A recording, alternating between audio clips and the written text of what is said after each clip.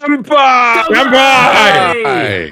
Hey, hello everyone and welcome to episode 12 of Kanpai Cast. I am a fluffy person today. Very. I can't touch my own arms. I'm very fluffy though. And I am MDRLOz. We have some other people with us as always. We have Xenogelion. Yo. Wait, you're on that side.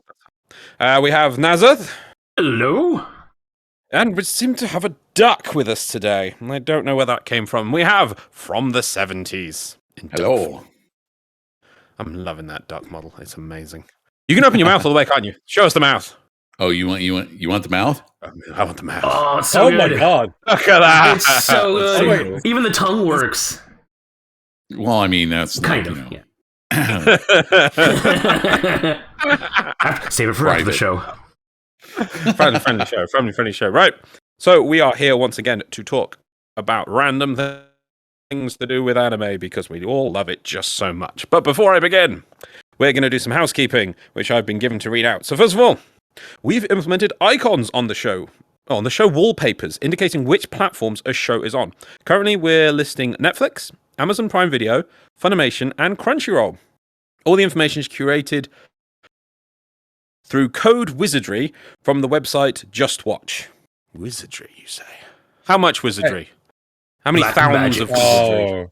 Oh, fucking at least a good few thousands of wizardry. A gigathon. Good job.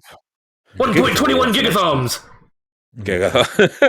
Right, the other thing to point out is right, so we've moved on from wizardry. Now, further code sorcery has been performed, and now the background images cross-fade to reduce any chance of them blinking into existence and causing viewers a headache. We believe we've performed the ritual correctly. However, if anything goes weird during the course of the show, please be aware we are ready on it. Well, we're already on it. We're already on it? Are we? Are you sure? We've gone from. Is it going to be necromancy next? Is that how you fix the next problem? Code necromancy. Resurrecting dead code. Let me get the Bible of C out. The Necronomicon. Silly person. Oh, the Necrocodicon. Never mind. The Necrocodicon. Right, there we go. Hey. Right, that is it. That is it for our housekeeping this week. So, Xeno, what are we talking about this week? Well, I mean, I reached out to 70s, and I gave him a big list of topics, one of which had the title of "Back in My Day," and that's what he went for. Yeah, and gave us the mammoth task of investigating a lot of anime from 2 decades prior to whatever we had on. Yeah, you gave us our earliest animes ever so far. Yeah, kind of impressive. Right. Excellent. Yep. Nice. And what do we have? A whole host of retro anime backgrounds to be looking at this week. Oh yeah. My gosh, do we ever? Oh yeah. Should we get them on? Right. You had to say that's enough. 70s. Stop. Oh, I really did, didn't I? I was like, no, it's too much. There's far too much anime. We can't possibly accommodate all that. And you can see above me right now. You can see like the Funimation icon, the Crunchyroll icon. Yeah, there it's you go. so good. Wow. Obviously, wait, not they all disappeared have. there. So it's that's right. Crossfade. I can't crossfade the icons. My God, what else do you want from me? It's like I'm performing the sorcery, the necromancy. No, I haven't got that far yet. You haven't got that far yet. No, and that's next. Why is there no icons there then? Because you can't. It's not on. Because it's nowhere. Yeah. It's nowhere. Right. So yes, if there's no icons, no, it's nowhere except up here. That's right. Yeah. and in here. Oh wait, I can't point to my. Where is my heart? You can find. Do I have one in here? I don't even know if I have one. What's inside of a Pokemon? More fluff? I don't know. Some winners. No. I'm pretty sure there's like meat and things because I remember there's like one Pokemon that eats other Pokemon. Yeah. No, you got a ghost. You got a ghost Pokemon inside you. Clearly. Oh, I see. Wow. It's that one that pretends to be Pikachu to lure in kids. Deary me. Right, but no, I do like that you've added those icons. There we go. Pops in just as it is, because it's always good. Just want to point this out. Support the official release of things. There's lots of stuff that go on. There's even it also comes into things like fan dubs and music videos made from anime stuff. Always used to be a thing, but always it's good to support the official releases of things. What has happened to my right arm? That's because that's how more stuff gets made. Yep. So that's great. So those aren't links yet, though, are they? No, you can't even do that. How would that work? Well, back in the day, you could do that. Click on the video. Icons. Yeah, just click on the video right there. Yeah, that'll work. Interact. Yeah, you're going to have to go through the video, and you're going to have to put in links on every frame. Go for it. Yep. I'm pretty sure the annotations only worked for like the last 15 seconds of the video anyway. No, they do now. They didn't used to. Oh, they used to be the whole video, yeah. Yeah, you can put them anywhere. You do cards. Make 800 cards, man. Isn't there a limit on cards? It's like 5. Yes. Yeah, there is. Yeah. If we could. I mean, so many good shows, though. Just watching these scroll through, and I'm like, so many good shows.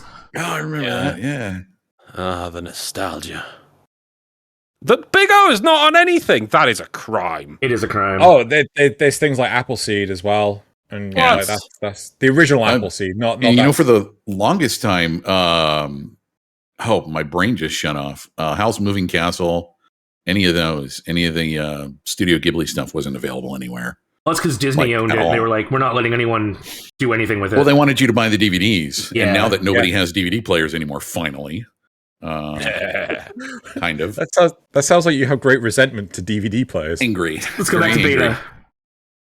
Okay. Is it because you want to go back to Betamax? No.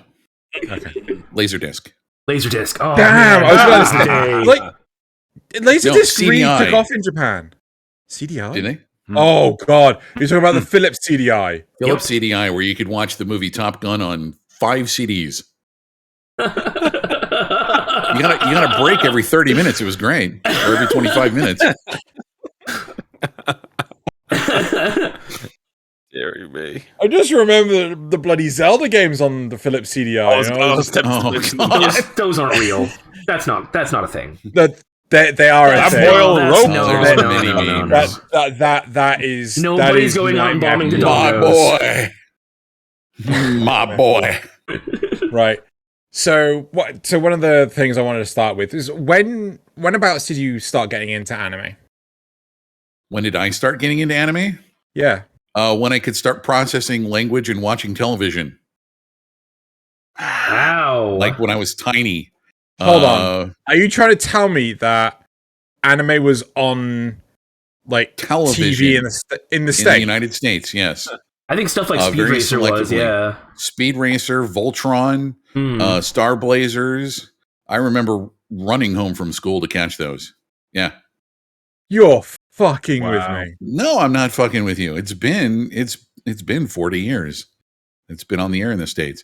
Now, granted, it's not as comprehensive as, in Japan or other places, but we get one or two here and there. So I was born probably I don't know exactly what year 70s was born, but I'm about a decade after him. And I remember stuff like Sailor Moon and Voltron and stuff being on like the USA Network in the afternoons. Well, see, this what I'm talking about predates cable. This was, there was only the big 3. That's true. And they still played anime on those Saturday mornings, after school during the week. Loz, we were robbed. Our childhoods were robbed. Yeah.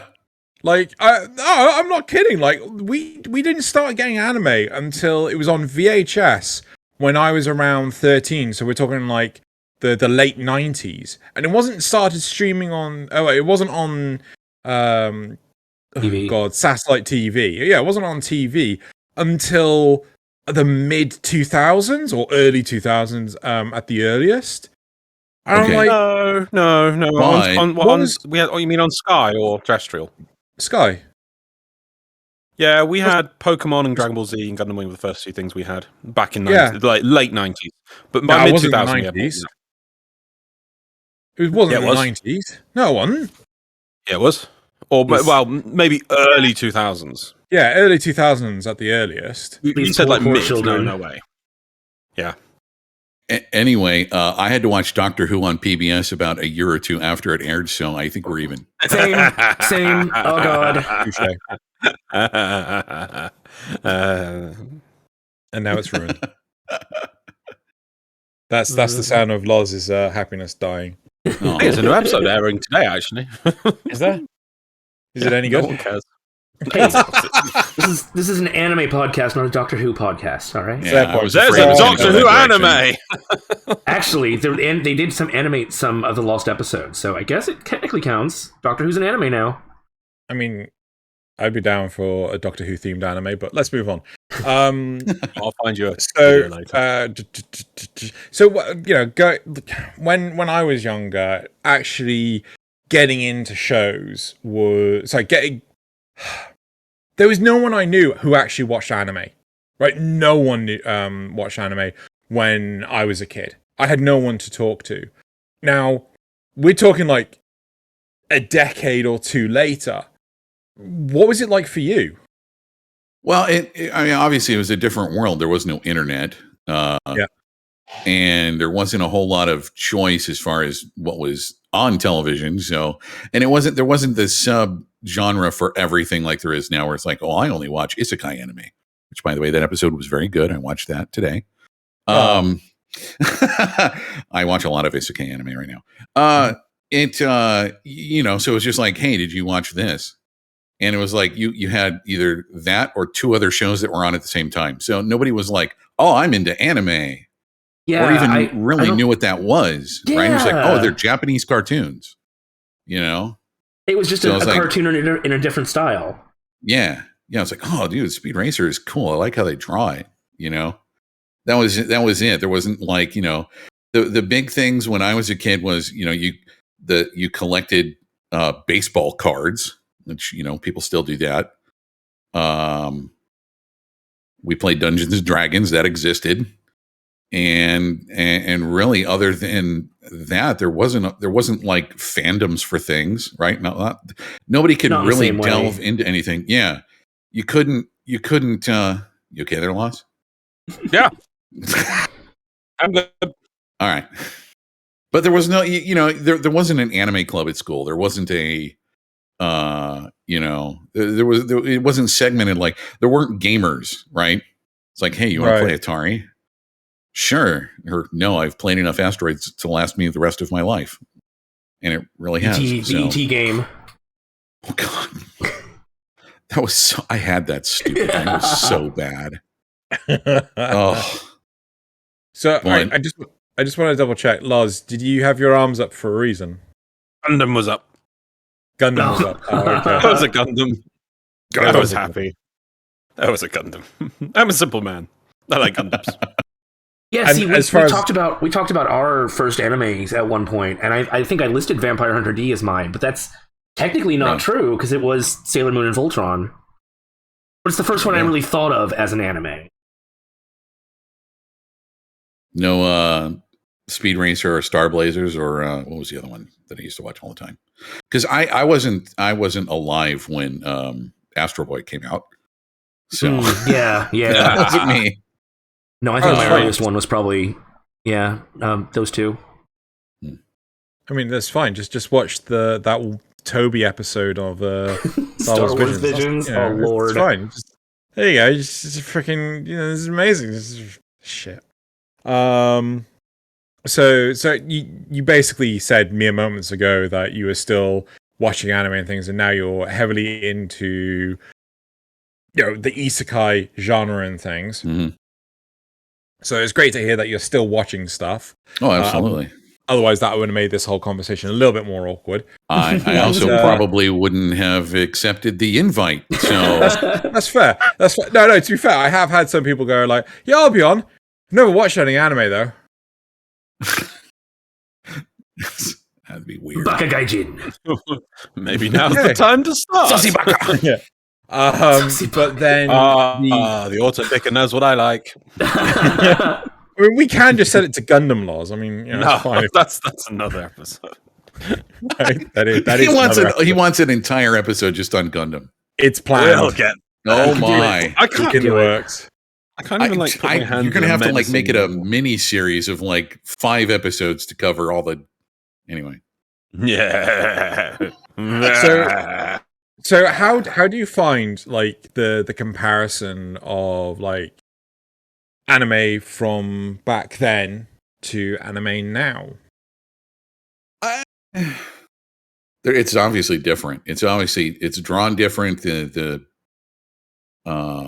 focus of what the artists are trying to convey is different. Like, I mean, you look at Lupin the Third here, and it's it's very cartoony, or even Gundam. It's very realistic, but and or artistic in that way. Whereas like anime now seems to be much more colorful, vibrant, and it's not necessarily a bad thing. I think it's the evolution of the genre as it's gone along. What people like looking at, what people enjoy. The thing that really got me, and you guys were talking about, it just left my brain. It's a guy with the spider. Yes. Soma Spider. We just finished watching that last week. That was off the rails, a complete mockery of everything, right? Which was awesome. I loved it. But something like that, there was no way that would have existed 30 years ago. People would have lost their minds. Like, what is this? I don't understand. Get this off. So I completely I think you that. tended to have a lot more like sci-fi and fantasy stories than that were just purely that. Yeah, and a lot grittier, a lot more straightforward. At least that's what came over here to the States. I don't know what it was like in Japan, but that's what we tended to get here in the States. No daily life stuff. No definitely no harem stuff. None of that other stuff either. Cough, which we're not going to mention. Oh no, there was actually a video store in my city that had that stuff just mixed in with their cartoons because they didn't know. They were stupid and they didn't know. So you could get La Blue Girl from there be a kid and get it. Yeah. Legend of the Overfeed. Yep, Don't Google that one, kids. Good old Uratsuki Doji. Yeah. Anyway. A friend of mine I actually even cover my ears. There we go. A friend of mine has a horror story about how for her I think it was her 18th birthday or something, her father ended up buying her was it a Urotsuki Doji? Uratsuki Doji. Yep. That Legend of the Overfiend. Yeah. For her 18th birthday. Why? And didn't consider looking at the back of the box or anything. Is there even anything on the back of the box? Because I honestly have no idea. There's got to be some parental warnings or something on the box. They're very particular about that. The BBFC, which is the board in the UK, they're really particular. You got to be really explicit in what the content is and things like that. And so I don't think she told her dad until like 10 years later, and it's like, did it give her nightmares and stuff? I don't think so, because I think she was adult enough about it. Oh my! But it was just a case of like, I saw it when I was 30, and I'm still having nightmares. So, but yeah, anyway. Oh, look, he's going to be nice to that nurse. And she explodes. I'm like, okay. A giant mile-high penis. Now there it is. Trying to avoid it. Trying to skirt around the topic. No, just get it right out there. Goodbye, algorithm. I hope you guys don't. Anyway. But so one thing I actually find really charming about the older stuff is because it was all hand-drawn animation. Right. They were really particular in the quality of the art. Right? So, but I do find that in a lot more modern stuff, like you watch things like Akira, which was made in 1988, or released in 1988. You know, the quality of the animation still holds up to today. Oh, and every frame is just like so packed with detail. It's beautiful. But when it comes to like more modern stuff, it's just like, cut every possible corner we can. Oh yeah, they draw like every third frame. Do the tweening with the computer. Raw, what are you talking about? We can just get a CG model and get some actors in a suit and just get them to just run around for a few minutes. There we go, slap that anime label on that. Post. Wait, you mean with a computer model they can animate real time? What are you talking about? I know, it's crazy. There's an anime even in today's, in this month, the current lineup. I can't remember what it's called again. Shikizakura. What was it? What's that? No, is it? Shikizakura? Yeah. The Tesla one. Oh, Tesla Note. Oh. Tesla Note. Yeah, it's the most downvoted one in the current season. And I've watched it. Plot's not bad. It's just generic plot taking like Tesla and some super sci-fi magic stuff. But it's all done with 3D models. And that's the only reason I can assume that everyone's just gone hate. Like the absolute most recent Ghost in the Shell. Oh, God, I about threw up. Oh, yeah. That one was hard for me to watch, too. Look at the original. Story was fine, but I've seen the story 2 other times with much better artwork. You know, don't get me wrong. I mean, there's good timing. There's the detail, the beautiful detail in the background. I can just eat up the little widgets in the background. And all those buildings. Look at those beautiful buildings with beautiful things on top. I don't know what they do. You don't know what a building does. No, those things on top of those buildings. All those, you don't know what they do. But look, they put that detail in. They don't even know what it does, but they put it in anyway, because it's good. I'm desperately trying to remember. I saw this I think it was on Twitter. I don't remember what show it was, but they were pointing out how somebody painted all the lights in all the windows on it, and they had to do that for every frame. Oh, like Star Wars models or something? Kind of like that, yeah. Star Trek. But it was anime, so they were talking about how they had to hand draw that stuff in, and just the amount of detail and care. Yeah, it's an old one. The sheer amount of detail and care that they put into those old animes. There's pipes coming out of that ceiling. Do they need to be there? No. Are they? Yes. Beautiful, beautiful hose pipes. That's what you want to talk about, not the reflection, not the. I was going to say the reflection and the lighting and. Damn, look at those rivets on that wall. I mean, just to indicate that those two images are not the same. Whoa, right? Look at those rivets. Look at the fact that there's things that aren't mirrored in the background. That's weird. That was a beautiful lighting fixture. That was beautiful. Oh. That's true anime there. You can tell by the lighting fixtures. Okay, so we go. Let's say anything pre-2000, right? What's your favorite anime? Could you easily answer that? Who, me? Yeah. Ghost in the Shell. Just hands down, Ghost in the Shell. Hands down, Ghost in the Shell. Yeah. That's what really that's my first step into anime as like this is a thing. That was the first, the movie, not the series, but I love the series. I love Second Gig. I loved everything, that was right at 2000, I think. But, yeah, the movie. Oh, look at that. Otto. Yep. I kind of wish though that there was better expansion to the movie sort of thing, because like I don't know if you've watched the second movie, Innocence.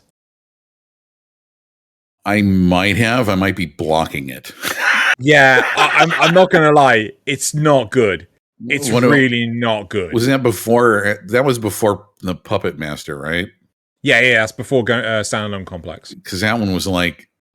I think when I watched that one, I was like, okay, I guess I'm done with this now.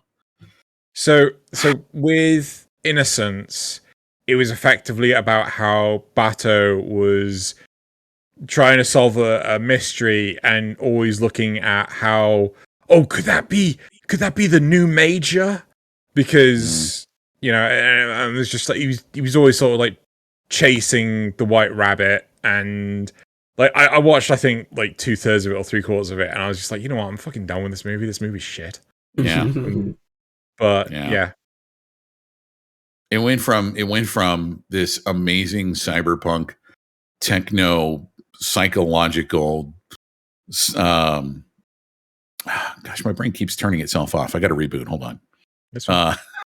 From this, a really mental, just kind of amazing a thought experiment about, well, this is what the future could be like, to chase, find the major. It's like,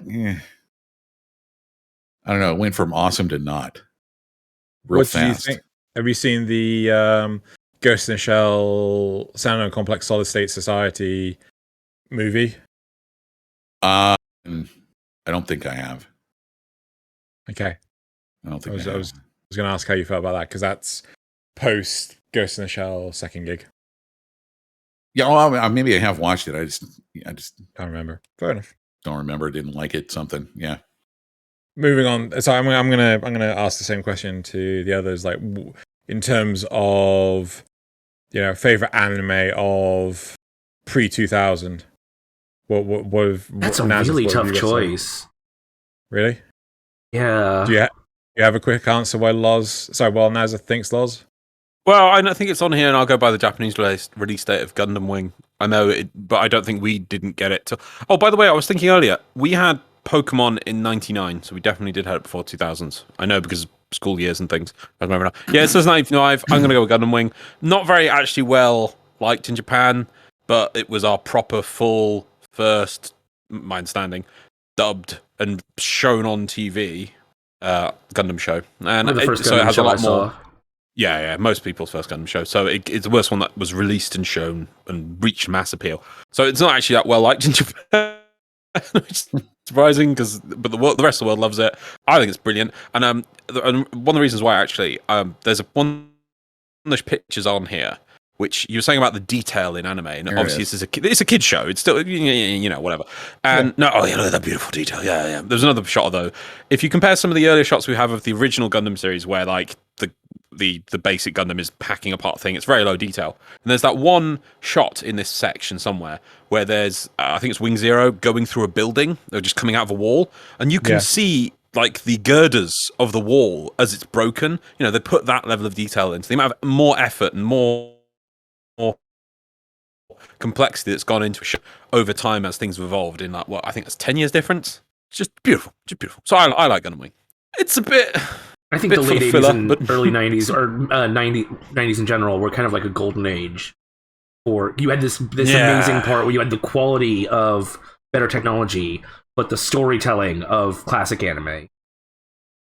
Yeah, I think they also like putting the effort in. The amount of shots, I swear I could go through on Gundam Wing and find. There's the shot I remember most is when one of them goes into a cockpit to get a processor out of a mobile suit, and just like the detail of the computer for the time, I was like, wow, look, they've all these little bits and knobs and things. They could have just put just a grey box, and that's what you'd get today, a sleek, shiny grey box. Oh yes, we pull out the processor, but it was just all clearly hand drawn and just so beautiful. Like that city shot earlier was also another example. That was just so good. Yeah. So that's for me, Gundam Wing. What about you, Nasuth? I think for me, it's probably a toss up between Akira or Big O. Is Big O pre-2000s? Yes, I'm pretty sure it is. Okay. Yeah. It's a real tough toss up though, because Big O just has it's such a mind trip, and I just love the humor and the quality and everything in it. And then Akira is, I don't think I've ever seen anything before or since that's as crazy in an amazing way like Akira. Well, like Akira had so much influence in a lot of mainstream media. Like, look how many shows have done an homage to the bike slide. The bike slide, yeah. I was going to say, yeah. You saw it in the 90s Batman animated show. You saw it in, I know The Simpsons have done a parody of it. Adventure Time has done a parody of it. Like, so many shows have done parodies of it, not just anime, right? Yeah. But Western shows as well, because it was huge. Like Akira had so much influence in and resolve in what they told with the story and the animation style and everything. It was just incredible. Even the sound quality, or not sound quality, but the Foley stuff, sound effects and whatnot. Yeah. They cared. I bet there's probably But I bet you there's people who do that. There'll be people making shows today who will put like a similar bike slide in because they'll seen one of the people copying Akira, not even knowing that came from Akira, but they saw it in something else and went, "Oh yeah, that's cool. We should do it in our show." And that's how much of an effect it's had. It's not everyone always. Somebody will realize that it's an homage to this, but it's become so ingrained that it's just affecting things naturally now that people are, "Oh yeah, we've got to have a cool bike slide," not realizing why or where that came from. Yeah, just look at all these deeply grained those. Look at all these light trails. Look at the rubbish on that corner there. Oh, no, look at the rubbish on that street corner. All right. Beautiful. Now I've got to say though, the light trails come from Tron, right? So that's not new to true, yeah. But the important thing is that those light trails were all hand drawn. Yeah. Right? They were hand animated. Right? It's not like they had we'll just add it in digital post. Effect on, yeah. Yeah. They had to manually do. Just not to be competing, but I do know that those Tron effects were not easily done. Yes. Oh, no. So don't. Yeah, no, I'm well aware of that. Like the time. They were equally a work of. I've watched plenty of Corridor Digital to know that. Yeah. Yes, exactly. So just not to put down Tron there, I thought. No, of course. Like, but these are hand drawn. I'm like, yeah.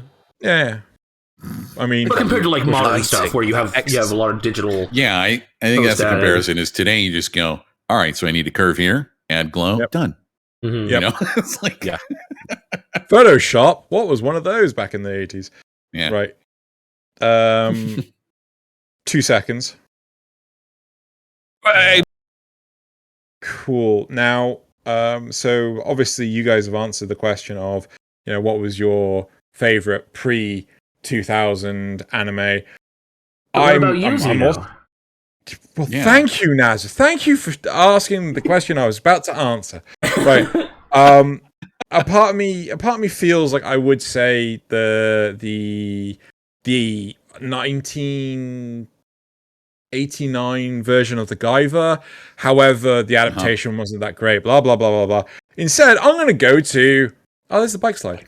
I'm going to go to Tenchi Muyo. The level of humor in this was just, ignoring the horrible bastardization that the 4Kids adaptation had, the humor in this was just hilarious. It was just so well done. Like, it was a level of tongue-in-cheek that you would never see in Western cartoons.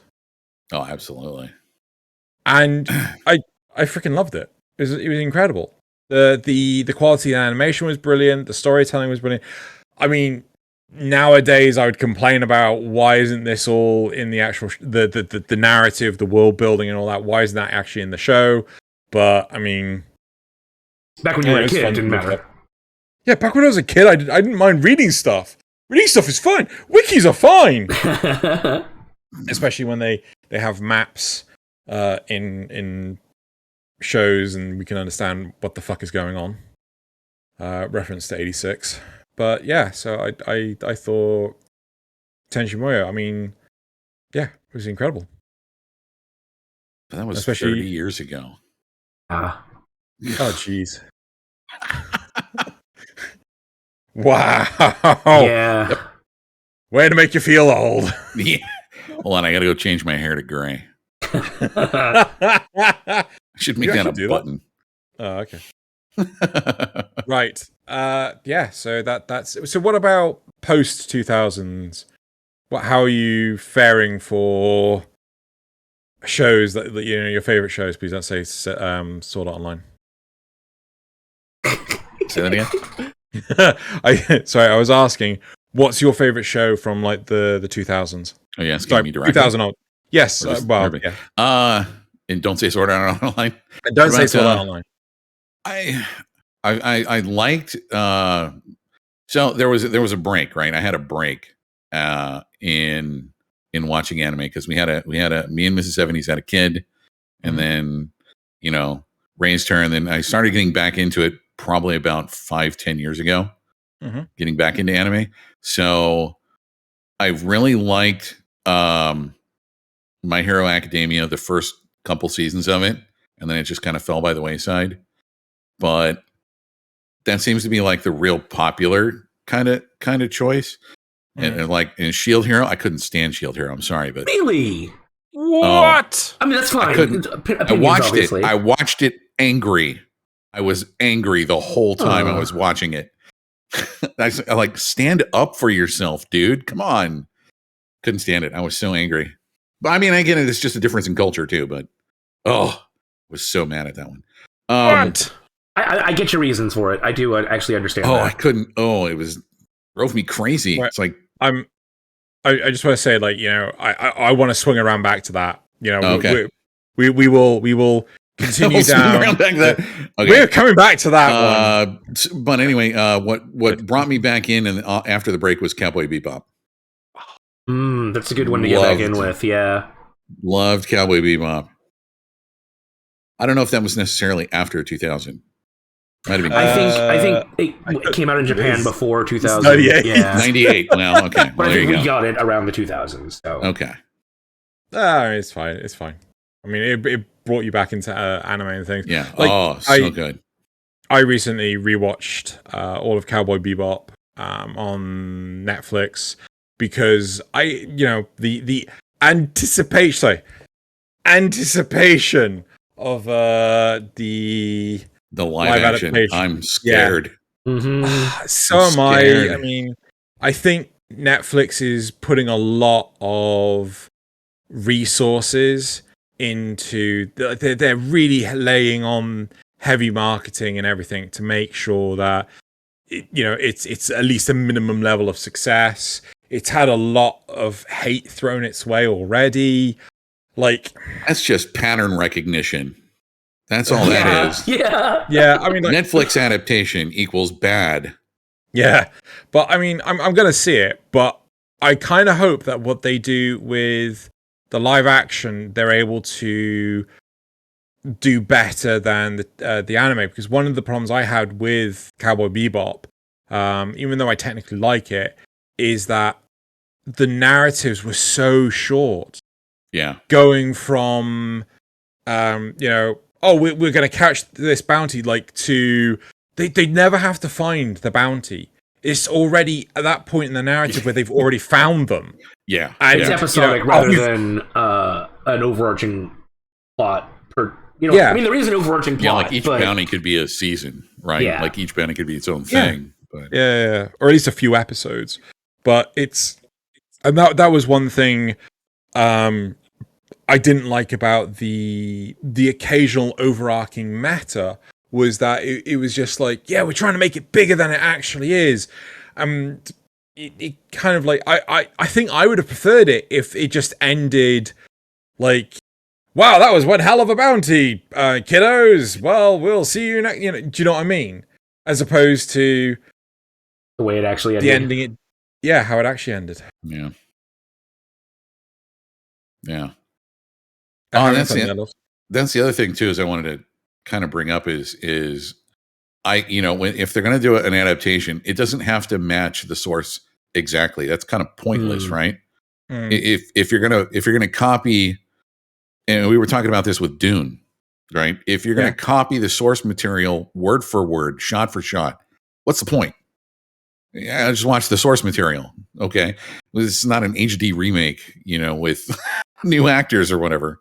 Yeah. So there's gonna be little changes. There's gonna, like the Final Fantasy game, the 7 that they redid, which is amazing. I think it's incredible how they actually twisted the story for it to make more sense with current stuff, and they expounded on things and whatever. So that's where I'm hoping this Cowboy Bebop on Netflix goes, but I'm not holding my breath. You know what I mean? So, I totally get it. So, I feel the same way about like cover songs. It's all well and good to redo a song, but you need to bring, as a band, you need to bring your own style to it. Yeah. Otherwise, what's the point? Why are you doing it? Just go listen to the original again. Yeah. Like making a MIDI track of a song. why even bother? So, okay. I don't know if the other two want to... I just wanted to step in on that point, on the what's the point of doing the source material. I know a lot of people who will not read Dune. Just will not read it. Will they watch it? Yes. Will they read it? No, because you pick it up to them like... The first 10 minutes of reading Dune, half of that will be spent flipping to the back of the book to try and understand anything of what is being said in the front half of the book. Right? And it's much easier to get things across in a visual medium, whereas you're trying to explain things in words, you have to, especially if using complex terms. Like, they don't even do it in the film. One example, they barely touch on it very lightly. I'll give you an example. Do you know Dune much, 70s? Nope. Oh, okay, right. In the book, they'll say the word mentat. This person is a mentat, and they're doing whatever, and you're like, well, what? I don't know. Let me flick to the back of the book and find out what a mentat is. Have you seen the new film? Nope. Okay. You should.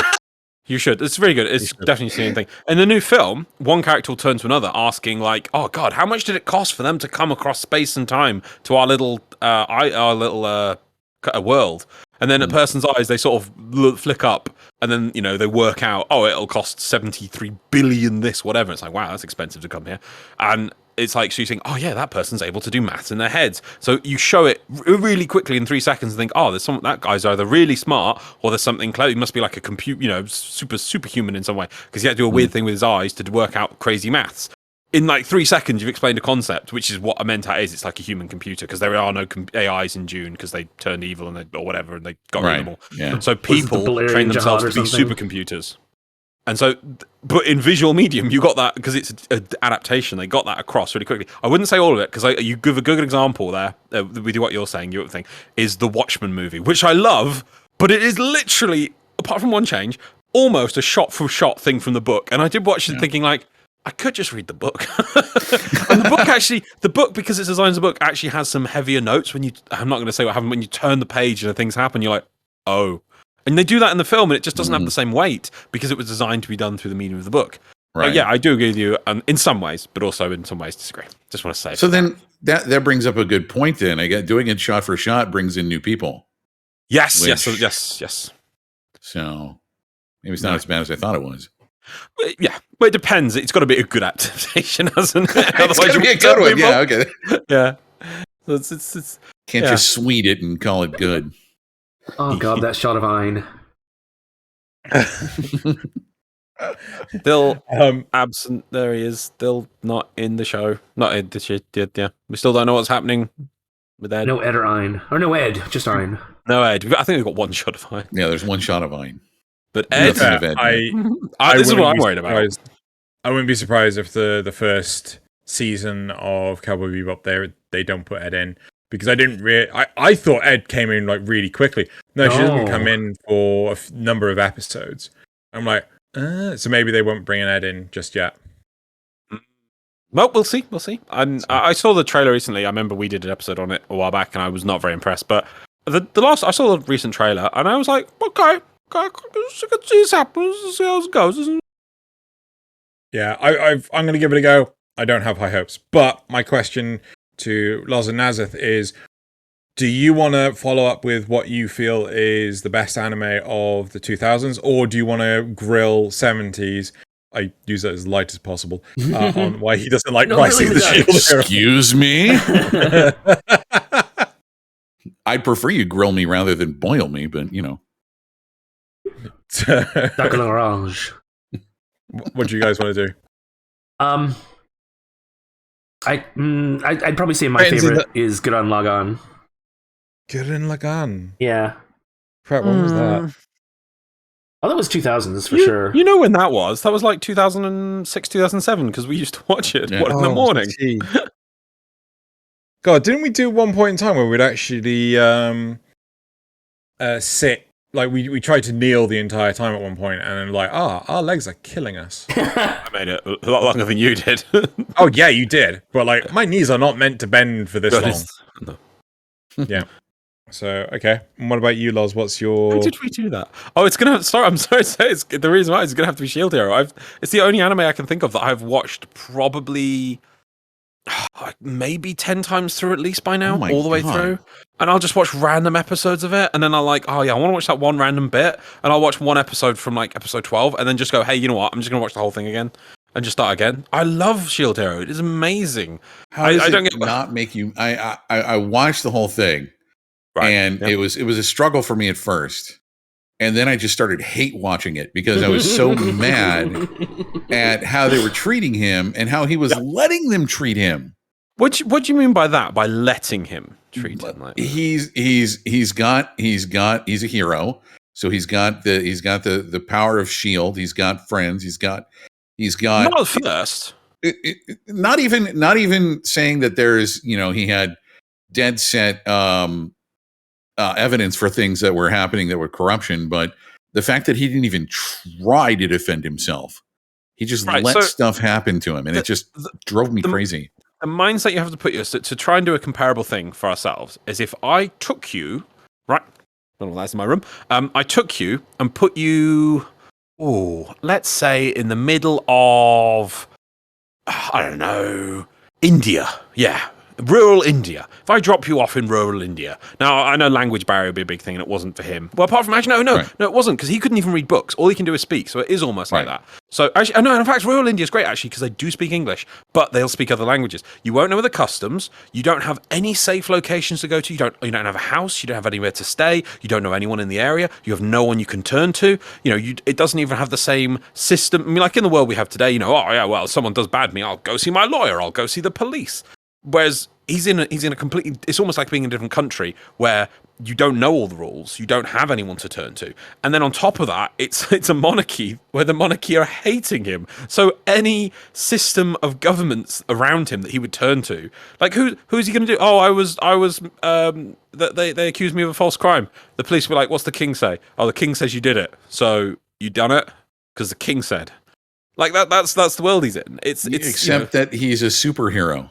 But he's not a superhero that could be like, I'm gonna crush your castle for this. He can be like, I'll hold my shield up a bit. I mean, what's he gonna do? And I'm not gonna allow you to arrest me. I'm not gonna allow you to, haul me off on false charges and stuff. But he's not. Oh no, but they don't. They let him go. They exile him. Yeah, but not thanks to any of his actions. Not thanks to him defending himself. Not him standing up for himself. I mean, he doesn't even try. He's like, yeah, okay, whatever. But because he realizes he can't. He tries to leave. I don't think he tried very hard. They do. Yeah, they do. So they not. This is how much they want this is against him. They want him not only to be. They can't kill him. They know they can't kill him because they technically need him to be around. So they want him to be around, but they despise him. They don't want him to do well. They also don't want him to get out from under his thumb. And I know it is in the show, but done very poorly. They don't want him to go particularly to go visit one of two separate countries because those two countries. Because then he would go over there and they would throw parades and all that. Oh, they'd hail him as a god. Yeah, right. So they want to keep him within their borders, but so he does try once to when he gets around to it, actually trying to leave the borders. Because finally he has the ability to move, he has some money, he realizes not everyone, like when he starts to realize as he explores, as he gets away from the capital, the king doesn't have as much sway and normal people will be like, no, wait, you saved me last week. No, I like you. So he starts realizing these things as he explores. I think it's great. And then by the end, he's standing up for himself. He's like, I'm just going to save the world by myself.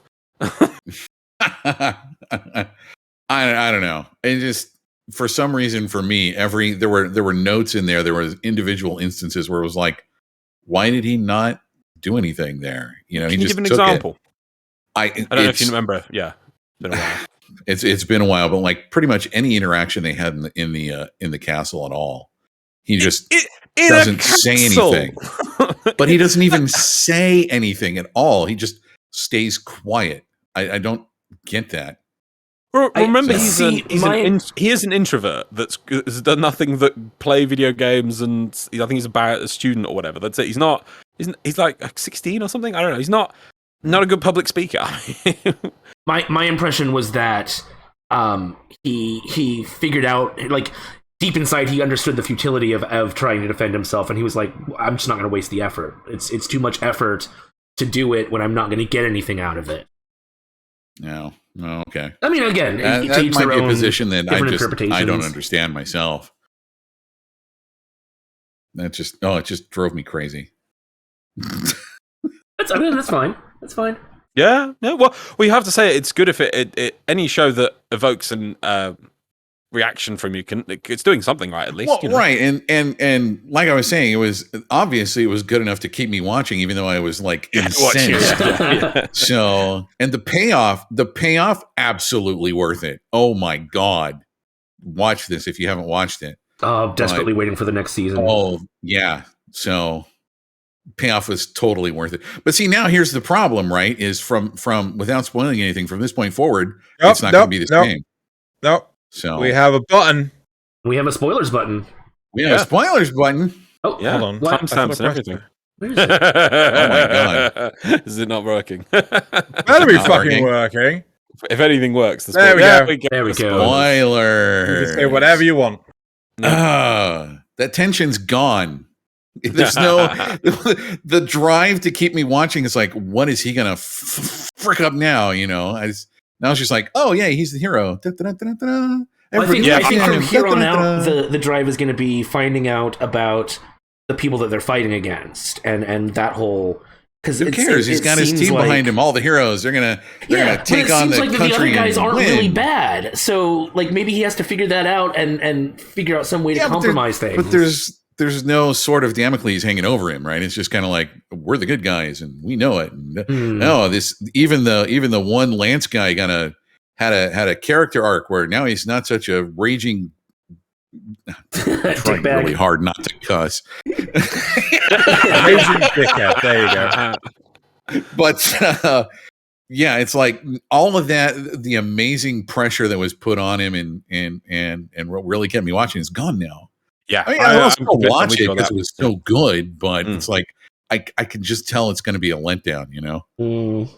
I'm totally with it. I want to, before you go against, I'm going to support 70 on this. I'm completely with 70 on this because, like, at the moment, it does feel like he's almost on top of the world. He's overcome all his hurdles, obstacles. Like my example earlier, he didn't know anything. Now he has people he can turn to. Now he has his own set safe space that he could always defend and return back to if he ever feels like in trouble. He's got lots of money. He's got people who love and support him. He's established. He knows what it is. He's powerful in himself now as a hero.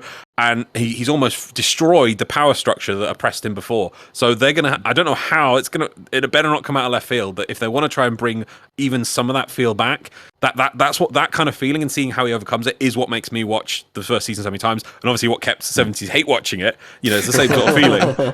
It's good stuff, you know, that makes it feel like that. But I agree that I will watch the second season. I'm really wanting it. I completely agree with you. I can't see how it's going to evoke that same strong feeling because it just feels like he's almost just won now. It almost feels like that was an ending. Yeah, you know? Yeah, almost. It pretty much did. Yeah. So Drew, counter us. So I'm trying to think of like what they could possibly do, and a part of me feels that it could have some relationship between the other worlds, you know, because, you know, he might decide that, oh yeah, well, we're not going to send any waves to anyone else. We're just going to face all the waves, and multiple worlds end up sending waves at them. But this was his choice to be on the defensive all the time, no offensive whatsoever. Because he's a shield. No, not. No, it's because he doesn't want to be the one to cause problems for other people. He'd rather tackle it himself. Yeah. I get where you're coming from. I don't think you can readily repeat the same instances, but maybe give him like different problems where, oh yeah, you are now the king of this entire country. You know, the Beast People country, and like, fuck, how am I supposed to rule this? I have no idea how to rule a country. You know, the only thing I could think of is if he starts making decisions that the other heroes who he's trying to work with and promise that he will work with don't understand and literally go against what he's decided to do, because there's something about a choice he's going to have about saving the people or saving the world, and that everyone in the past. There was a line. It was like all the previous heroes wish they could have saved the people, but it sounds like they will pick save the world. So if he's going to pick save the people, all the other and three heroes might. he won't explain it to anyone at all, I'll even give though you he that, has multiple opportunities to do so. Yeah. So everyone gets mad at him because why are you doing this? Well, I'm just not going to tell you. Fucking tell them. A bit of that was fine, but then it's like, right, we have to come together. You promised to come together. We're all sitting in a room, and it's like, right, can you tell us how you're like being so good? You tell me first, and then they'll tell him stuff, and then they get in a bit of a debate between them, and then he decides to storm out of the room. It's like, no, but the whole point was you're supposed to feed some information to them, and he never does. And so it's a bit unfair, and he actually learns from them, but doesn't let them learn from him. So maybe I don't know. Again, I would like it because I mean the other three are like purely selfish. One of the big things that the show doesn't tell you is that the other three were isekai'd through death. Yeah. Whereas he was the only one that was isekai'd while still being alive. Wait, what? This I didn't know. Yeah, no, seriously. They died in the real world? Yeah. Yeah. Woo! Yeah. So some stuff. Okay. I know Motarasu, who's the spear hero. Mm-hmm. He what? I can't remember. No, you keep. I was trying to. Okay. He died because he was cheating on. He was two-timing women, right? One of the women found out and actually killed him. Right? Wow. Yeah. No, seriously. Which is why he'll basically bow down and do whatever. The women tell him. The princess tells him to do. Multi will tell him. Yeah, because like, oh, it's a pretty face. Oh, I want pretty face. That's not her name. You know what her name? No, right. We're not going to say it. Well, we still have spoilers up. Yeah. But what else? I can't remember how the others died. One was like defending somebody or trying to save somebody in a street that was getting attacked and just got knifed or something. That had to be the sword guy. I think that was sword. And I think the other one I've just got run over, or it was something to do with money. I can't remember which. That might be the bow guy. That sounds like a bow guy. I swear they were all like they were. I think the other two were pretty shitty. It was. I think sword guy was the only one that was like he died sort of like defending someone, whereas the other two like they basically caused it upon themselves. I can't remember what bow did. I really can't. But yeah, that's still new information for me. I thought they all. You know, they all did the same thing. They all had, watching Isekai. I'd always assumed that everyone. Well, first of all, when you're first watching Isekai, it's one person that gets. Yeah. You know, then you're watching Spider, where it's like an entire classroom. Oh yeah, that was different. Oh. God. But I didn't even think that, people could be isekai in different ways in the same show. That's eye-opening. Yeah. Now I have to watch Shield Hero again and be mad. Here's a question. Here's a question for you. Would you have been more annoyed if they hadn't resolved the whole, him being on the back foot? Would you have been more annoyed if they'd kept that tension through the next season or through the entire end of the show? No, because it's the tension that drives the characterization, right? It's the conflict that drives the story. So when you resolve it, when the sexual tension is released, when two characters finally get together, and then it's like, okay, well, they did it. Mm-hmm. Now what? Yeah, you've either where do you go from there? Oh, they get married or figure out kids. Yeah. I don't know about this. There's a series. I just got. God, was it My Terrible Teen Romance? I can't remember what was the. Watch that. I did. No, I did. Like the first season was actually really good, right? But then it was just the same thing again and again and again. Like fairy tale. Oh. My teen romantic comedy snafu. That was it. Right. It had 3 seasons. The first season was fairly good. The second season just kind of like did the same thing as the first season, but got more dramatic. And the third season, I didn't finish because, again, it repeated itself. It was just like, oh, we're going to be the same as the first 2 seasons. But you mean like Dragon Ball? Well, Dragon Ball was more standing around screaming, but yes, yeah. So I got to be honest, I'm actually happy that they did resolve the whole situation with Naofumi. I wouldn't want him to always be on the back foot the entire time. I think it's a double-edged sword because I'm look at a Western show like Killjoys, right, where they resolve something every season, but then they introduce something else that's even bigger and worser, and it just gets out of control. So I think it's kind of a double-edged sword because I agree. I don't want it to just be the same tension through the entire thing, but you've got to be careful about raising the stakes too. Well, that's why often it should just be one series and done. Yeah, exactly. No, they're gonna milk it. Yeah, but at least I could always, I don't know, I could always watch just season. No, you see, I'll counter myself as like, I was about to say, I always know I could just watch season 1 and go, that was a nice story, and it did have a nice arc and almost have finished, and whatever season 2 does, it might not retroactive that. But then seeing as Doctor Who and Star Wars have basically made stuff that ruined the previous stuff, I can't even say that anymore. Well, and to take it a step further, they made more stuff that even ruined the stuff that ruined the stuff before. Oh yes, because never-ending ruining ship. So yeah, so I can't even say. Except well, at least for the have Mandalorian. Season 1. Except for the Mandalorian, that was the only exception. But don't worry, they'll find a way to ruin that now. that's the new strategy. We'll now make some new good stuff and then ruin that, and then make more good stuff and then ruin that. There'll always be stuff to ruin, just like Boba Fett's ship. Oh God, Lordy Lou.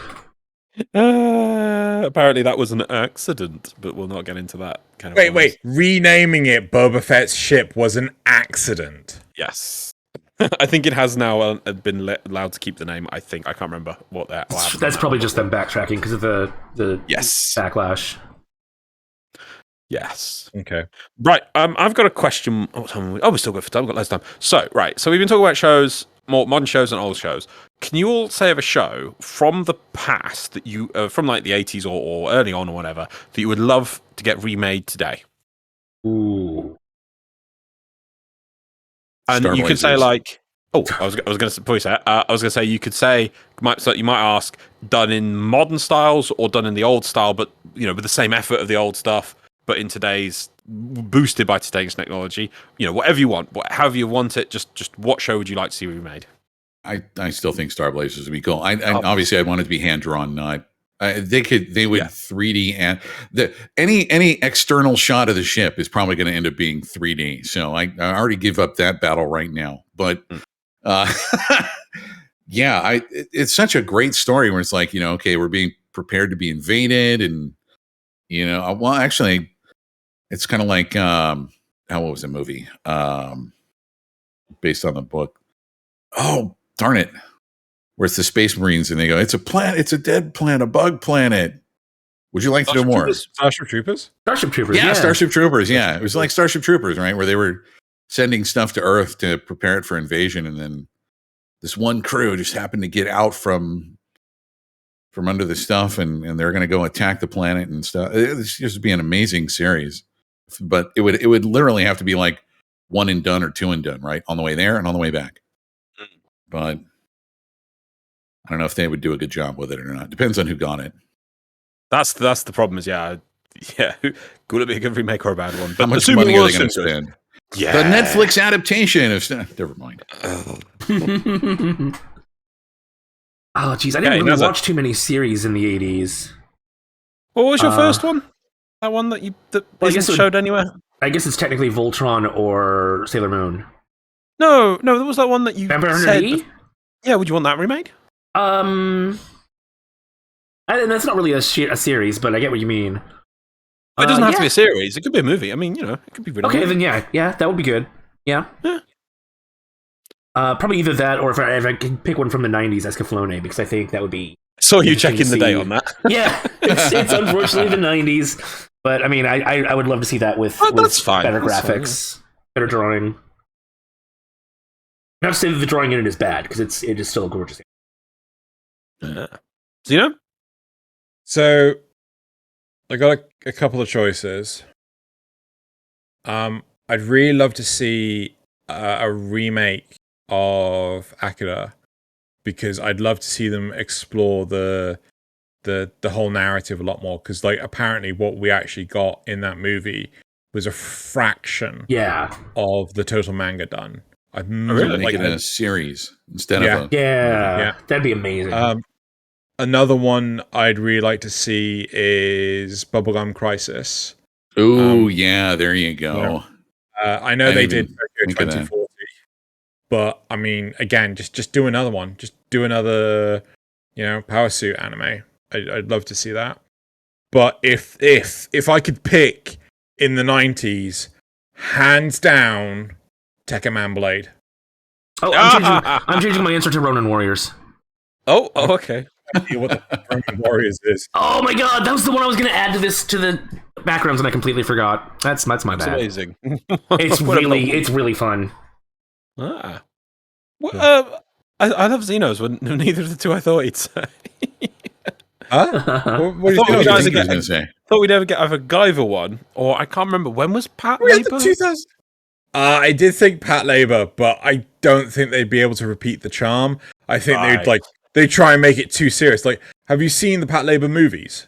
Yes. Right? The first one is fucking amazing. I love the first one. The second one was like, okay, we're losing some of the Pat Labor stuff in here, right? Where's the Pat Labors? And it got super serious. Sorry, that is not Mobile Suit Gundam. Just want to point out. That's... That is not Star Mobile Suit Blazers? Gundam. No, that's either Zeta or Double Zeta. I can't remember which one. Okay. That is not right. Mobile Suit Gundam. Well, you fix it then, Loz. Well, you find the mistake. Get your little Pikachu hands on the keyboard and let's go. Can you tap more than one button at the same time? Anyway, no. But the I think they were trying to make Pat Labor. Sorry, the third Pat Labor movie was horrific. Right. It was absolutely awful because they tried to it was all about the detectives that worked with the what's it called, the Pat Labor police force, Special Unit 2. And I'm like, I hate it when they do that. Why? These are the side characters. Why have you made it about the fucking side characters? Make it about the main characters. That's why I'm here. You're talking about that with the I'm a spider, so what, right? That drove me nuts. Yes. Like, one of the episodes is literally titled "I'm not in this one." I'm like, why am I watching it? Oh my god! Yeah. So yeah, it's so true. If I could, I'd totally do Tekken Man Blade, because that has the serialness, and that's a good choice. That is a good choice. God damn it. Outlaw You said Star. Movies. Oh god. Yeah. Movies for what? Tekken Man Blade. Did they ever chop it down to movies? I don't think so. That's a shame. Okay. Outlaw Star. Wow. So you were talking about different isekai stuff that you're watching. What has been the best isekai that you have found so far? It's got to be Overlord.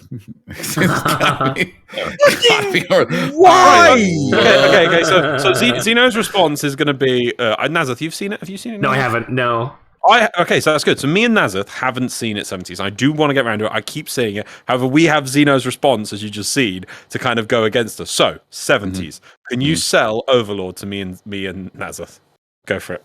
What is good about this one? That looks cool. What is good about this one? It is every MMO player's wet dream. They're about to they're shutting down the game. You have every epic item, and suddenly it becomes real life. Come on. Come on. I mean, even with what is the one that I'm watching now is I'm Standing on a Million Lives. Same kind of deal. And say when I can rebuttal. Huh? Say when I can rebuttal. Say when you can rebut. Okay. This is your pitch. Now he's going to anti-pitch. This is my pitch. Yep. So you have he's ridiculously overpowered. Obviously, it's not. There's no conflict as far as him fighting anybody. It's conflict with him dealing with internal politics and everybody wanting to just fall all over themselves to do what he tells them to do, and and his internal monologue is still that of a gamer. We love it. I need more desperately. All right, go ahead. What's your rebuttal? Okay. You start the game at max level, right? So, you're isekai'd into this game world, whatever you want to call it, this fantasy world, at max level. You can do literally fucking anything. Yep. Right? Where's the challenge? All the challenge is artificially generated. Like, it's like, oh no, we have to be really careful. You could take over a fucking city if you wanted, right? But he's got to be really slow and methodical and really think through it. Fucking steamroll the whole shit through. He doesn't. And it's just so right? Okay, so that frustration you're feeling, right? Go ahead. Go ahead. Okay. No, I want to truly exemplify how frustrating. Right, the first half of season 3, I think it was, or was it season 2, with the lizard people? Yeah, right. It's just about them having lizard sex. I'm not kidding. That's all. It's like, oh, we've got 3 tribes of lizard people. Now we got to make sure that they're unified under one tribe because this evil bug general, he's going to overthrow us, and we have to unify with lizard sex. It's really important. And then fucking the main character, who was isekai, just fucking turns up and goes, "You're working for me now. Okay, thanks, bye." Drops the microphone. All shit. What was the name of that actor? He's a really famous actor. He was in the Godzilla 2014. Bryan Cranston? Thank you, Bryan Cranston. He's like, just right. That's how fucking Einzgol, whatever his name is, just fucking. Einzelgoon. Yeah, he's like, I'm taking over the lizard people. You can stop having your weird lizard sex. I'm out of here. I own you now. I was like, what the fuck is going on with this show? Tell me I'm wrong. No, you're not wrong. That's the draw, which is exactly why I was mad at Shield Hero. Yeah, I was about to say that you were both mad. It was interesting. I was like, wow, this is almost like... That's exactly what the show's about. You nailed it. Yes. It's an isekai. I get reborn into this fantasy world that I get to control. That's the fantasy. I don't want to be reborn into like a peasant surf dirt farmer. Screw that. Yeah, but the problem is that, like, in Shield Hero, right? Now for me, doesn't have the sheer abundance of power that Ainz has, right? Ainz literally has rings that, like, I got a bullshit teleport ring. I have this whole base that's secretly underground. Yeah, it's got 10. Yeah, it's got 10 floors and everything. Like, what does Now for me have? Nothing. Because they blamed... It would be like if I got teleported into Warframe right now. I would be gone. Please, let's go. Don't port me into Final Fantasy. No, thank you. But here's a question for you, right? You get teleported into Warframe as you are right now. This might be a little harsh criticism of what's called the state of the game right now. Yeah. What would you do? What would you... So you're max level, right? Yeah. You got all your mods. You got all the guns. You got every single level all up. The mods. Yeah. What are you gonna do? Kill stuff. By the millions. Weirdly enough, until they get along. No, hold on. Weirdly enough, you've gone for the option of go out and murder shit as opposed to, oh no, I'm going to stealthily sneak into Cetus and pretend to be like some sort of peasant character. Which is literally what Ainz does. Well, he went through everything else. So he got bored, He had to pick something else to do. He wanted a character reset. There you go. You guys gotta watch it either way. Doesn't matter. Yeah, no. I think it keeps coming up, so I definitely have to watch it. Yep. Yeah. Do you want to marathon it, Loz? We could try. Yeah, let's do it, Loz. Let's marathon it. Let's get Nasuth involved. Let's the three of us just marathon Overlord. I was going to say Overwatch. Fuck no. Let's marathon Overlord. And see how quickly I lose my will to live. No, we do not. We are not finishing Log Horizon. Fuck that noise. So I got to ask then, what about other? I know this isn't the topic of this, but what about other isekai that are the same, where it's like the one where he's a slime? I can't remember the name of that. Have you watched that? Yeah. You watched Hold on. Meetings in gazebos. Meetings in gazebos. Meetings in Gazebo. Watch the first season kind of half-heartedly. Yeah, I did and recently. then Yeah, started the second season, couldn't finish an episode. yeah. I have finish watched an the whole thing, but there's the first season, then there was a filler arc, then there's the second season, which is split into the first part of it and the second part of it. Yeah. The second, if you met, did you not manage the second part of it? I couldn't manage anything beyond the first season. Yeah, so it's amazing. Yeah, if you manage to get through the first part of season 2, the second part of season 2 consists of, I think, at least 4 episodes straight of having a bloody meeting in this gazebo. There we I go. can't remember. I'll have to time it. I'm gonna have to get the whole thing so I can say accurate. And at one point, they stop the meeting in the gazebo to go have a side meeting in a building, so they can return to the meeting in the gazebo. Sounds like the Phantom Menace. No. Right, The Phantom Menace has nothing on this meeting in this gazebo. You have no idea the pointlessness of this gazebo meeting. Here's the difference. Here's slime. Here's Overlord. Meetings, killing things, lots of them. No, they kill lots of things in slime, but it's like, oh, right. He doesn't, does he? He's done fight. Oh, yeah, he does. Yeah, he does. If you finish that season, he does. Okay. That season you're on, he does kill a lot of people. But it'll be like, right, I believe we have finished our quota of meetings for this season. It is time to go massacre people. Okay. One episode of massacring. Meetings in Overlord. Hi, I'm Einzel Goon.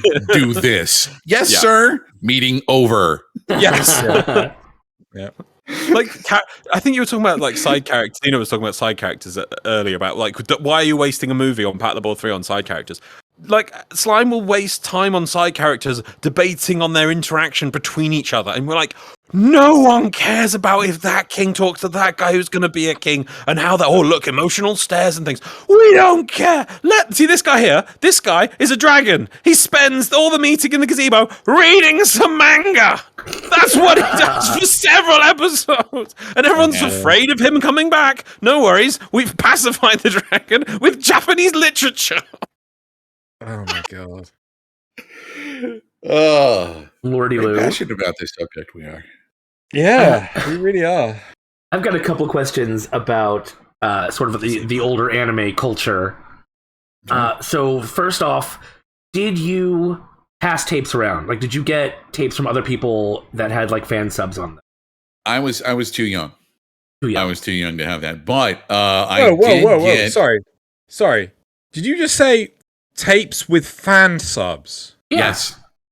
Yes. Project Echo would be one of those. People would do their own fan subs, put them on videotape or on VHS, and pass them around. You'd have like the master copy, and the further away you got from the master copy, the less quality you got because VHS. And it was hard to arrange if you didn't go to a con. Yeah. To do something like that, because what people would do is they'd get ready for a con. They would do a sub, and they would do a dub, and then they would take the master tape and dupe it off to like 100 or 200 tapes, and either just pass them out or sell them for like the cost of the tape at an anime con, and because this is before the internet and stuff, so. Bloody hell. You'd get your hands on one third or fourth hand from somebody copied, and it would be all staticky and have tracking problems. But oh my god, it was hilarious! You're laughing your butt off. So you have seen some of those, but you didn't engage in Project Echo. Much. Project Echo is the one I included like that. Yeah. Okay.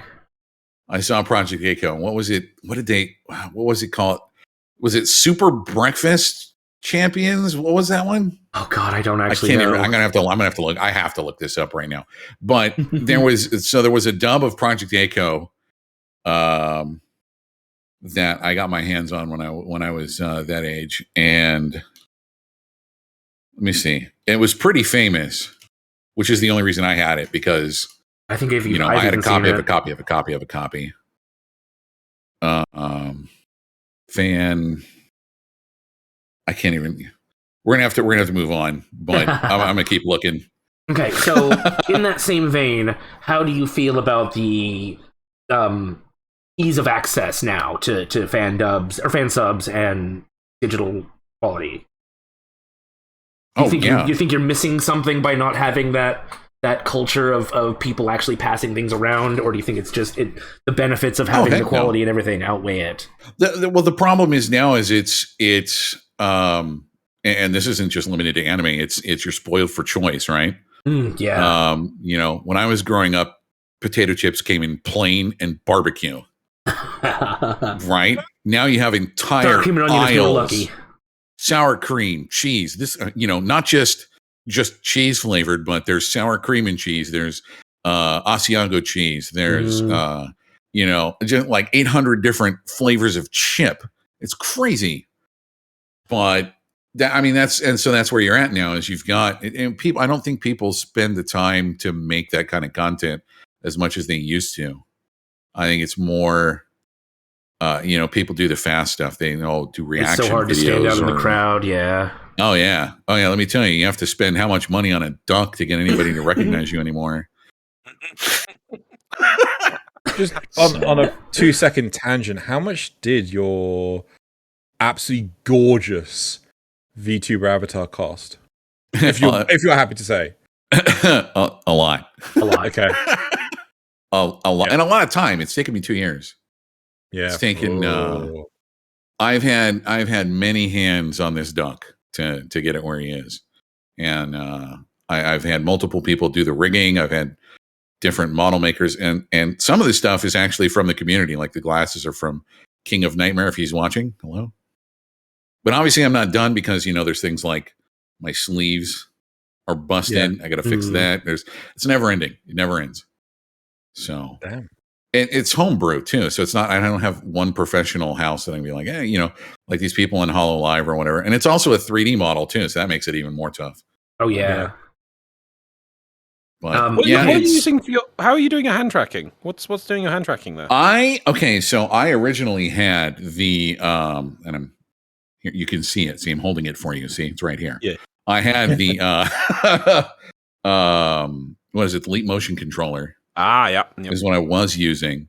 And I just recently purchased the Rigel, the 170S stereo IR. So this thing's got double the amount of tracking. And one of the biggest things that people wanted was me to be able to dab at will. And so now I can just, Yeah, because Leap Motion, you're kind of about like that in front of you, aren't you? You got like this. Yeah. Yeah. You got like this motion. This you've got, how much can you do? Can you put your hands behind your head? Yeah. No. Sort of. Oh. I can put them behind the model and then they drop. But then they drop. Yeah. But couldn't do this with a Leap Motion. Couldn't put them together. No. Yeah. Couldn't intertwine my fingers. Oh, it does. Oh, that's good. That is decent. Because you've got like what proper 180 then in front of you? 90.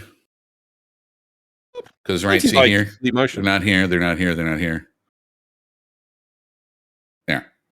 There. That's still pretty good. Yeah. For the initial detection. Yeah.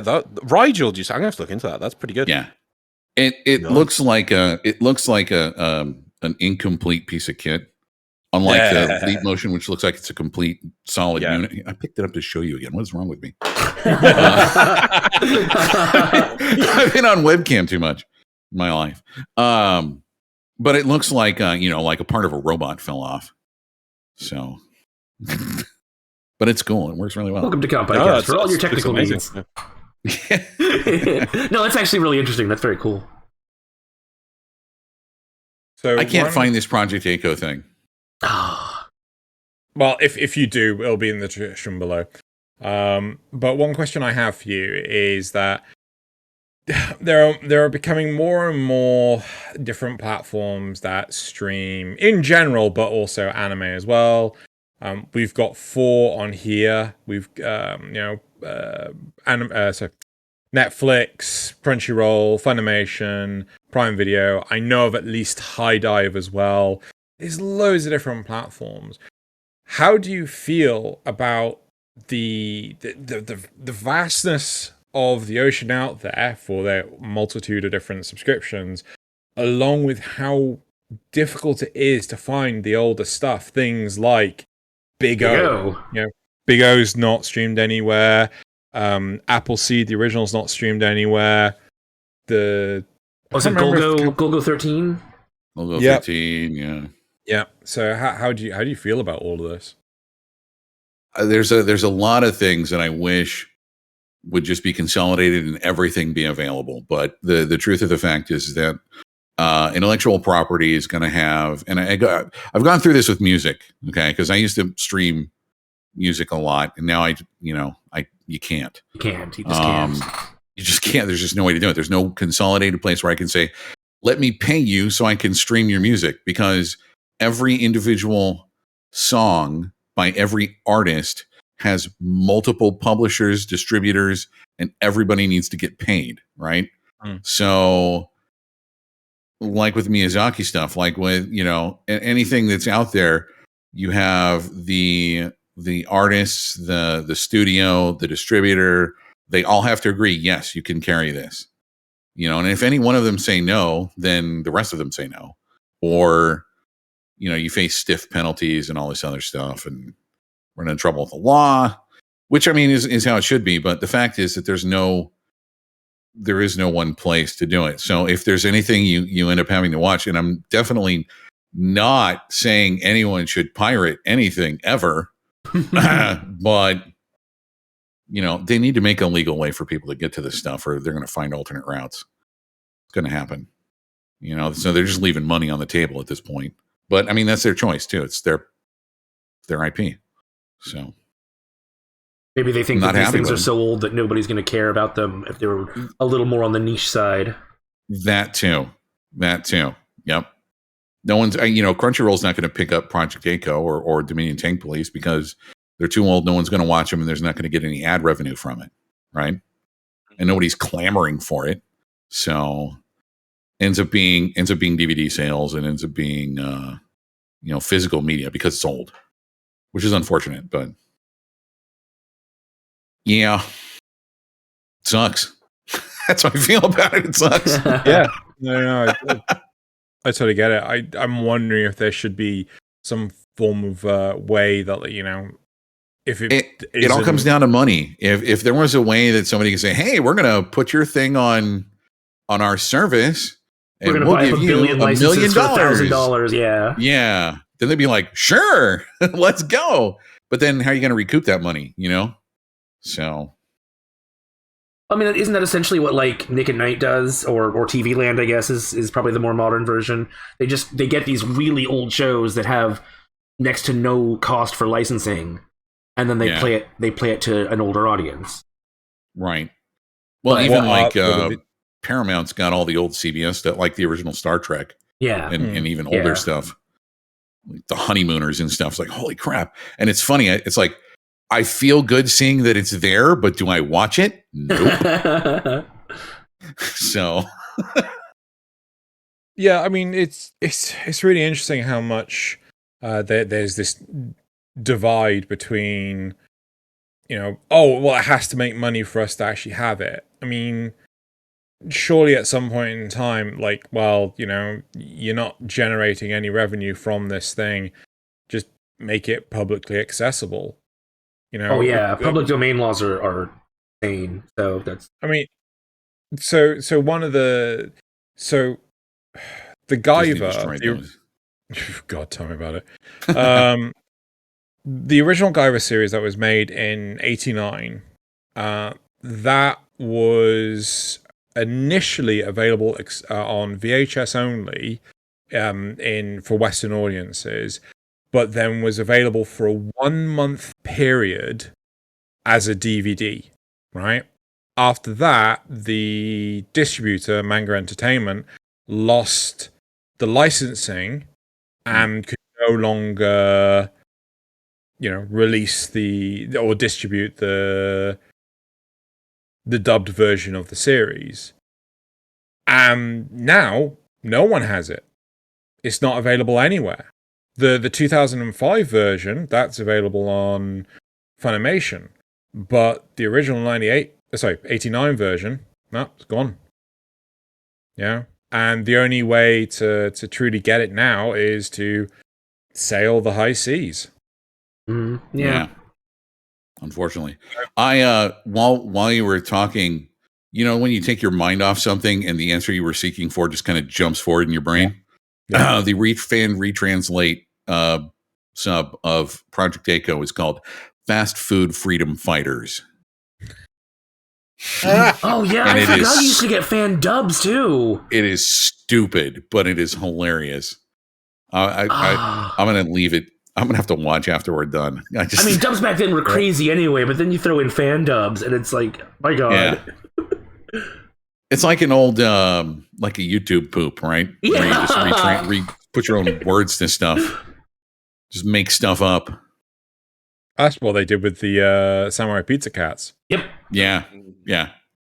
I mean, a lot of official that was dubs were old. even like, just crazy. They just throw stuff in there. They didn't worry about localization at all. Yeah, exactly. Just made it up as they went. Fast Cool. Food Freedom Fighters.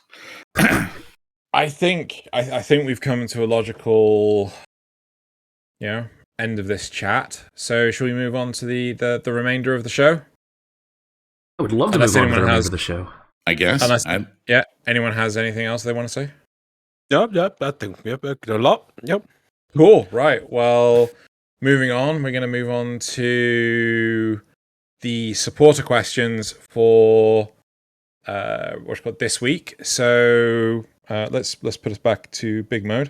You want me to read these out, or Big mode. No, I'll do it okay? because it's my job, isn't it? Is that your job? Is it okay? Right. Yeah. Well, you got 10 o'clock. I've got this one. Right. So All right, Zrugel, you got this, guys. he's gone. It's magic. What? He's back. Anyway, He so ducked. how many times have you heard that? Well, that would be like the fourth time. Okay. Right. So Zrugel asks, if you could use any superpower from any anime you've seen before, how about you ask your lovely audience to like and subscribe? Please like and subscribe. Yeah. That's what happened, right? Okay, so moving on. Yumi Kana asks, have you ever encountered an anime that would have been better if it was shorter? Evangelion. Oh. Evangelion. Oh, God. Yep. Yeah, that's definitely one. I want to say Outlaw Star, not because it was Really? bad, but because it just had because they it's such a great plot at the start, and then they just go aimless for so many episodes. You could cut It's very so many episodic. episodes I can see that. and just no change, and then eventually they go, oh yeah, we've got the main plot to do, so then they catch back at the end. You like could make that Cowboy Bebop. into like 3 badass movies. You could have made out of that instead of having that long meandering series. I want like to Cowboy say Log Horizon. a few now. Go So Go ahead. okay, so I've got the ultimate one. I want to write. So the Melancholy of Haruhi Suzumiya. Yeah, Oh, that just fucking dragged. I know you didn't people. watch season 2. I didn't even watch season 2, and the fucking first season dragged. I explained to you what they did in season 2, right? Unfortunately, Yes. Yeah. Okay. I've forgotten some of the other stuff, but I'm just going to jump to the ultimate one. School Days. That should have been reduced to 0 episodes because it was so fucking bad. And anyone that thought it was good, go rewatch it and then tell me it was so fucking bad it should never have been made. There you go. Next, wait, did Nasuth have a go? Nasuth? We lose Did he Nasuth. mute himself? Oh, he's muted himself. I gotta give him a second. So sorry, I realized Yep. my water had was not near me, and I really needed a drink. He's unmuted on one and he's muted on the other. It's fine. Oh no! Nasuth, we can't hear you. Stop hitting all the buttons. Sorry, so sorry. The people on here heard me, but I left my water over across the room, and I'd forgotten. I really needed a drink. Right, okay. But I did already do mine. It was Ava. Okay, Ava. Right, okay. The next question from Yumi is, what was the most unsatisfying ending to a work that you have experienced? To an anime that you've experienced? Most unsatisfying ending? Oh god, fuck yes, Evangelion. Yeah, I was gonna say that again. Turn A Gundam. Oh god! I'm sticking with Loz on that one. Fucking Turn A Gundam. Oh. No! Reconquista! I actually haven't finished Reconquista. And you will never finish it. I'll never at this rate. But this Turn A Gundam was just awful. Like, they just dumped on a nice character because they were just decided to give her a terrible ending. And then all the other characters just did aimless things and then nothing was resolved. And it's like, what? What was this waste of my life? Yeah. Hated it. Cool. So we've said Turn A and Ava. Anyone else want to add anything else in, or no? Cool. Right. So the next question is there any anime that you enjoy but you don't want to have an animated adaptation? Oh, sorry, any manga. Sorry, any manga that you enjoy that you don't want to have an animated adaptation. I don't really read manga, unfortunately. Yeah, I don't either. I kind of wish that the oh crap, what was it? Rosario to Vampire anime never existed. It's so bad. So I can bad. give you a meme answer and say JoJo. Fuck off. How about I like JoJo. What year was it that they did the CGI Berserk that was really awful? Oh. I don't want that one to be adapted. The original Berserk is fine, but not that one. I think it was It wasn't 2015 that or something. bad. It was bad, don't get me wrong, but it wasn't that bad. It was far worse. It was fine, as the story was fine, but the animation was painful to look at. Yeah. It was a faithful adaptation. It was just like, what were they thinking? Did they not have a budget? Yeah. The problem with that one. I don't have an answer for this one because the only one I've always wanted to get an anime adaptation was Komi Can't Communicate, and we're getting that, and it's amazing. So, yeah. Yeah, but this is if you don't want. I know, I don't have one that I can't think of one that Yeah. I wouldn't want because Right. I've been wanting for that for so long. And then finally, is there a story element that can radically increase / diminish your interest in an anime? Slice of life, probably. Yeah. Is that I could kind of lie a and say story fan element? service. Fan service. It's quite similar to what 70 said about Shield Hero, but I didn't feel it with Shield Hero, but I do get it in other shows. I do hate when characters could literally say one sentence to explain themselves because the other person doesn't have this one crucial piece of information, and the main character normally who doesn't have that piece of information doesn't just say like 7 words out loud, scream it, and the person will be like, "Oh, really?" No, they just do, "Oh, you don't understand," and then they'll get in a fight or something. It's like, just say literally 7 words. The other person will be like, "Wait, that didn't happen," or "Wait, they're the bad guy," and everything will be resolved. But instead, that the main character just goes like, "You don't understand," or "It's more complicated than you think," or "What?" It's just like, I freaking hate when characters won't communicate in sometimes simple things which would pass on information to the person, would then rethink, but instead they're left just for the sake of conflict. I do despise that. When a character can do literally fucking anything they want, but instead decide to fucking dick about like a complete and utter fucking moron. I'm mostly talking about like, crap. What's the name of the series? Fuck. Sword Art Online? That's the one. Overlord. No, I was actually talking about Sword Art Online. Sword Art Gary. Online. Yeah, fucking Gary Stu bullshit Kirito can fucking do anything. Like, oh, I'm gonna use my lightsaber to deflect bullets. Fucking Sword Art Online, I've never sat and watched, but the bits and pieces Good. I've seen have been confusing. good. Just don't. Save yourself. Okay. Just watch the abridged version. Is there an abridged version? Yeah, it's all right. Okay, right. Then we have Thaylien. Last week we saw you all bring to the table the different anime that you've had the chance to perform the 3-episode test on, and you've given your opinions. One of the ones that I've caught up with after the recommendations was The Fruit of Evolution, and it poses an interesting question. Could any of you see yourselves falling in love with a character designed to be so physically unlikable as a gorilla with super muscles, given a similar situation, or would there be no way around that barrier? What the fuck is this show? Is there a question in there somewhere? Yeah, he's asking, is there any way with a gorilla? Would you fall in love with an Sure, why Ugo? not? a physically unlikable? So basically a character that's physically unlikable. So basically unattractive. You're just saying unattractive. Just say unattractive, dude. It's not hard. Well, what level of unattractive? We're talking ugly bastard levels here, or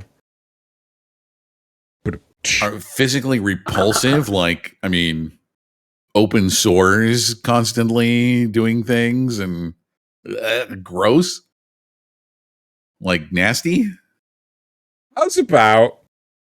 I'm gonna skip this question Sounds because good. this feels like a landmine. I don't want to maim myself. Anyway, Fair enough.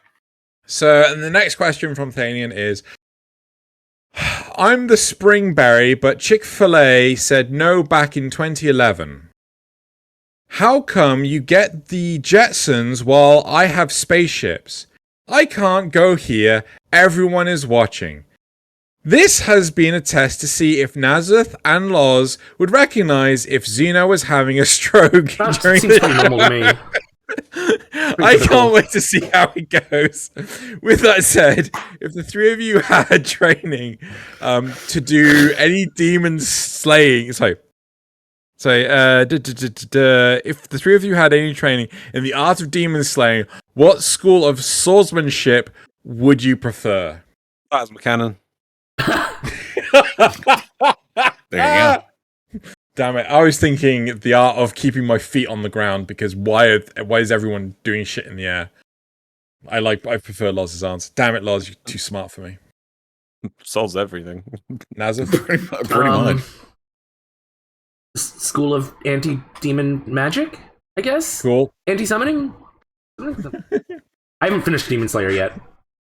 I actually have a demon slaying skill that I would put into practice. It's called Run Away. An ancient and mystical form. That's right. I thought you were going to say feet. I thought you were going to say duck foo, but okay. Take wing. Fu Young. Right, okay. Time to move on to the comments from last week. Just 3 short ones. Strombus Shell said, "Hey, cool, another episode of my favorite anime podcast. Thanks, guys. Thank you. We really high appreciate the fact praise. that you Jeez. are ignoring the fact that Trash Taste exists, though I don't know if it's considered an anime podcast anymore." Cynical Nolock says, "I don't know why, but the initial Kanpai when the show starts makes me smile. So, totally going to be doing that from now on." And then Zrugal says, "Aren't these the same shows you guys previewed a few episodes ago? I'd be interested to know how these shows live up to the previews. Wait 3 more weeks and you'll have your answer, because we'll do the halfway mark." And Isn't that kind of what we were doing last week, though? We were saying sort was a of, 3-episode. but we It was a don't 3-episode. have like a full opinion because it's only the 3 episodes. Yeah. yeah, okay. like, Okay. Yeah. my opinion has drastically changed on some of them by the 4th episode. Same. Oh, Really? Yeah. Right. Okay. Right. Now we're going to move on to the fun part of the show. As if the rest of it wasn't fun. Shit. And we're going to do the memes. Just memes. So Sweet, delicious memes. I'm going to link the memes to everyone else. Wait, 70s, which one do you want it on? Do you want it on your alt account? Yeah, PFIS. Yeah. There's Loz, and then... This one's even topical. I watched them on as a stream. It's fine. Yeah, I think that's what I'm going to do too. Okay, Right. fine. maybe. I prefer the real movie that changed the anime industry, and it's Demon Slayer. I said the real one. I'm actually not sure what this is, but I've seen it around. Your name. Your name. Yeah. Actually, Perfection. Yep. Good old Akira. Not wrong. Not wrong. No, I Cool. still want that bike. Me too. Why Where isn't is the that the second future we got? Oh, I got it. Yeah, right, damn straight. Why isn't that the future we have? Number 2. Fellas, if your girl has black hair with red fringes, an edgy personality, was made to be the ultimate life form, that's not your girl. That's Shadow the Hedgehog. bad. Oh my god. That's awesome. Right. And then number 3. Toya Todoroki. Average hentai protagonist. Toya's still alive! He's an incel working at a convenience store with a harem of girls crushing on him, and we need to find him before a truck driver with an isekai cord kills him and his 250 free girlfriends! I'm pretty sure this is I Hero Academia? Yes. Yeah? Yeah, but it's taking the piss out of Yeah, he looks like a hentai protagonist. no, Sunny shit, it's the conspiracy. Oh, yeah. meme. The actual conspiracy meme, yeah. Yeah. Cool. Right. And then we're going to move on to my 3, which is my first one of... Is it going to change? No, that's not mine! Shit! God damn it! Did you not update them? There we go. Right, cool. So now my first meme for this week, correctly displayed. You kidnapped me again? It's legal if a cute girl does it. The law.